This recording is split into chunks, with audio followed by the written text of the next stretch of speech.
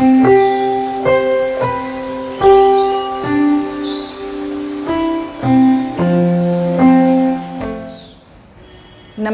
मेरा नाम डॉक्टर शालू महाजन है। I am a root canal specialist, जिसे एंडोडोंटिस्ट भी कहा जाता है।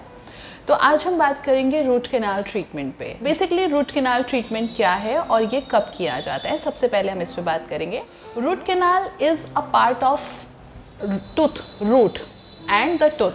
जिसका मतलब दांतों की नसें। वो टूथ के अंदर इनेमल और डेंटिन के अंदर डीपर लेवल पे प्रेजेंट दांतों की वो ब्लड सप्लाई और नर्व्स हैं जो एक टूथ को अलाइव रखती हैं। तो क्या रूट कैनाल गलत है या सही है? रूट कैनाल गलत और सही नहीं है। Root canal is a integral part of a tooth. तो रूट कैनाल, जब तक अ टूथ इज़ हेल्दी, जब तक एक दांत हेल्दी है, तब तक रूट कैनाल्स बहुत अच्छा कार्य करती हैं। तो हमें रूट कैनाल ट्रीटमेंट की ज़रूरत कब पड़ती है? रूट कैनाल ट्रीटमेंट की ज़रूरत हमें तब पड़ती है जब एक दांत में कोई कीड़ा लग जाता है या कोई चोट लगने से उसकी दांत टूट जाता है और रूट कैनाल एक्सपोज हो जाती हैं और बैक्टीरियल इन्फेक्शंस उसमें हो जाते हैं, या समटाइम्स कुछ केसेस में मसूड़ों द्वारा भी इन्फेक्शन दांतों की जड़ों पे पहुंचकर रूट कैनाल्स को इन्फेक्ट कर देता है।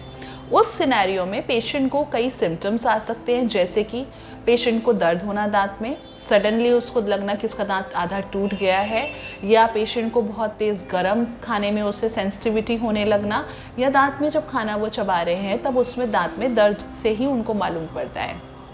यही एक बहुत बड़ा कारण है कि मोस्ट ऑफ द टाइम जब इंडिया में पेशेंट्स डेंटिस्ट पे पहुंचते हैं और वो बोलते हैं कि हमारे दांत में दर्द हो रहा है, बाय दैट टाइम हमारा दांत ऑलरेडी रूट कैनाल ट्रीटमेंट तक पहुंच चुका होता है, क्योंकि हमने उसको शुरुआती स्टेज में, जबकि वो सिर्फ एक कैविटी की फॉर्म में था, इनिशियल कैविटी की फॉर्म में था, हम डॉक्टर के पास, डेंटिस्ट के पास नहीं पहुँचे, क्योंकि वो स्टेज जो होती है वो मोस्टली एसिम्प्टोमेटिक होती है या माइल्ड सिम्प्टोमेटिक, लाइक ठंडा लगना या मीठा लगना होता है, और उस स्टेज पे सैडली यहाँ पे पेशेंट्स डेंटिस्ट को विजिट नहीं करते हैं। अब रूट कैनाल ट्रीटमेंट में क्या होता है? रूट कैनाल ट्रीटमेंट के दौरान हम दांत का जितना भी इन्फेक्टेड एरिया है, जितना भी डिकेड एरिया है, जितना भी कीड़ा या सड़न लगा हुआ एरिया है, उसे पूरा साफ करते हैं, और उसके द्वारा जो अब नसों में इन्फेक्शन पहुंच चुका है, तो अब हमारा वर्क है कि हम दांत के अंदर जितनी भी नसें हैं उनकी एक थरो क्लीनिंग करें, पूरे अच्छे से उनको क्लीन करें, और उसको, उसके अंदर जितना भी बैक्टीरिया पहुंच चुका है, जितना भी इन्फेक्शन पहुंच चुका है, उसको कम्प्लीटली क्लीन किया जाए,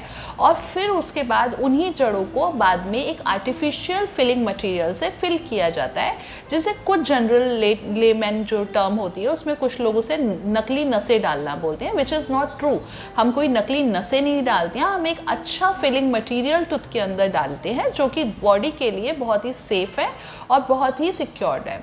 फिर उसके बाद दांत को पूरी तरीके से फिलिंग से बनाया जाता है, जितना भी टूटा हुआ पोर्शन है, और उसको सपोर्ट करने के लिए कि वो फिलिंग बार बार ना निकले या दांत कुछ हार्ड चीज़ खाने से ना टूटे, उसके ऊपर एक कैपिंग का प्रोसीजर भी सजेस्ट किया जाता है। अब मेजर क्वेश्चंस पेशेंट्स के माइंड में आते हैं कि रूट कैनाल ट्रीटमेंट मीन्स नसों का इलाज, means it is very painful, क्योंकि अब हम किसी की नस छेड़ेंगे तो बहुत पेनफुल होना चाहिए, which is definitely not true in today's scenario, क्योंकि आज की तारीख में हम साइंस के उस युग में बैठे हैं जब हमारे पास एनेस्थीसिया के बहुत अच्छे ऑप्शंस हैं, जब हमारा एनेस्थीसिया बहुत अच्छे से वर्क करता है, बहुत अच्छे मेडिसिनल मटेरियल्स उसके लिए यूज़ किया जाता है, and also it is a trick and way of doing by a dentist, जिससे हम उसको मिनिमाइज, पेन को एज मिनिमम एज पॉसिबल कर ऑलमोस्ट निग्लिजेंस कर सकते हैं। तो जब एक बार एनेस्थीसिया फुल्ली इफेक्टिव हो जाता है, तब रूट कैनाल ट्रीटमेंट करने पर कोई भी पेशेंट को किसी भी प्रकार का पता भी नहीं चलता है और दर्द भी नहीं होता है। दूसरा मेजर कंसर्न पेशेंट्स को होता है कि रूट कैनाल ट्रीटमेंट मीन्स दांतों में बहुत सिटिंग लगानी पड़ेगी एक दांत को हमारे को आरसीटी कराने के लिए। ये भी एक तरीके से एक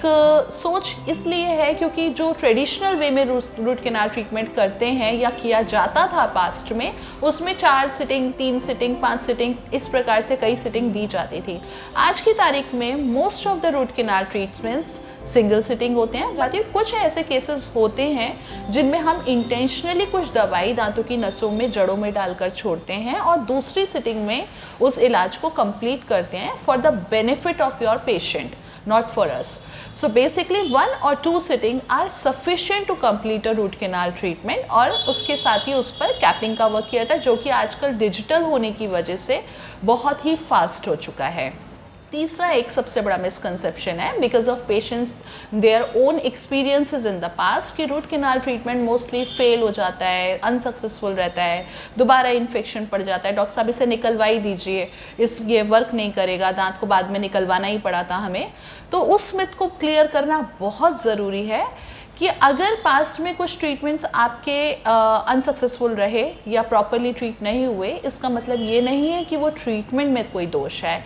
हम एंडोडोंटिस्ट 3 साल इस ट्रीटमेंट को फुली स्पेशलाइजेशन लेते हैं कि किसी भी दांत की कैसे भी ट्रीटमेंट की रूट कैनाल में हमारा कभी भी ट्रीटमेंट फेल ना हो या हम मैक्सिमम प्रयास कर सके कि पेशेंट को कोई भी प्रॉब्लम भविष्य में ना हो। सो आज के ज़माने में if you ask the success rate of a root canal treatment has reached as much as to 95%। 95% is a very good success rate. तो इसमें ऐसा कुछ नहीं है कि वो ट्रीटमेंट फेल होगा, अगर अच्छे से किया जाता है तो उसके फेलियर के चांसेस ना के बराबर हैं।